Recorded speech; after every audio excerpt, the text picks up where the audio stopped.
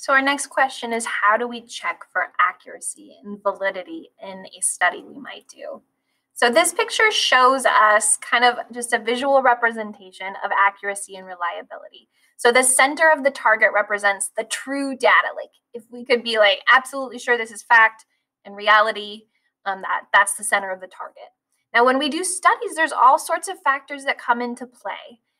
So we might end up with both unreliable and inaccurate data, where we get all this information, but it's off of reality and it's all over the place. That might happen.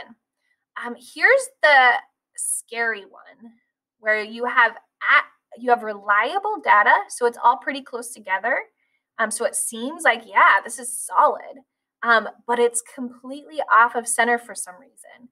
Maybe the question you asked didn't actually make sense to people. Maybe there was a hidden bias there. Maybe there was a lurking variable. There's a video you guys will watch about that. So this is the scary kind of data you might get. This one you would probably be suspicious of. This one is imprecise, but generally unbiased, where it's kind of all over the place, but you're still going around the center, but it's an imprecise measurement tool. Sometimes we have to be satisfied with this when it comes to social science because it's such a nebulous thing. Humans are weirdos. So sometimes we get data all over the place, but as long as it centers around reality, then that's fine. And then when we're doing scientific experiments or social scientific experiments, this is kind of where we hope to live, is in the reliable, accurate, valid, on target, close together data that we can rely on. Why do scientists use multiple trials, especially social scientists? This is true for both. More trials means more reliable, valid, and accurate results. It means that your human error isn't going to come into effect because humans, again, aren't perfect. And so we mess things up. But if you do the trial repeatedly, then it's more likely that your mistakes aren't going to affect it, unless there's a lurking variable or some hidden factor that's creating a huge problem that you don't even know about. That happens in experiments sometimes. Also, other scientists should be able to recreate the results, and other social scientists should be able to recreate the results. Why don't social scientists just study all of the subjects that fit a category? Remember how I said a larger sample size is always better?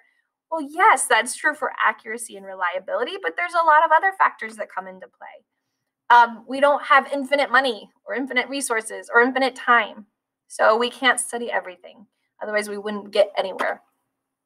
And sometimes there's a possible danger to the test subjects, or just studying them might interfere with the test subjects. So that can mess things up for the subjects, and so we wouldn't want to do that. Why is social science trickier to study than physical science? Why is it so nebulous sometimes? People are weird. That's the answer. People are weird.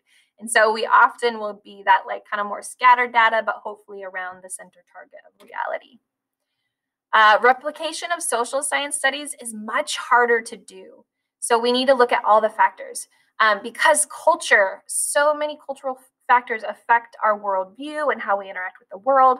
So a study done in Texas might get different results than a study done in Washington, or even like the east side of Washington versus the west side of Washington. You might get different results, and so they're much harder to replicate. The last thing I want to talk about in this section is causation versus correlation versus coincidence. So causation is when one thing causes another.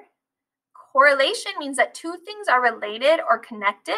You're not sure if one causes the other, or maybe another thing causes them both. And then sometimes you get data that looks like it means something, but it's just a coincidence. Somehow the math seems to show a relationship, but they're really not related in any way. So here's a picture of the coincidence situation. Like someone was able to find this data where the letters in winning word of Scripps National Spelling Bee, so let's say the word flip was 4 letters, it's always a lot more than that, is in red, and the black is the number of people killed by venomous spiders. It seems like it's super correlated, but this one is just a coincidence. The spelling bee has nothing to do with the venomous spiders.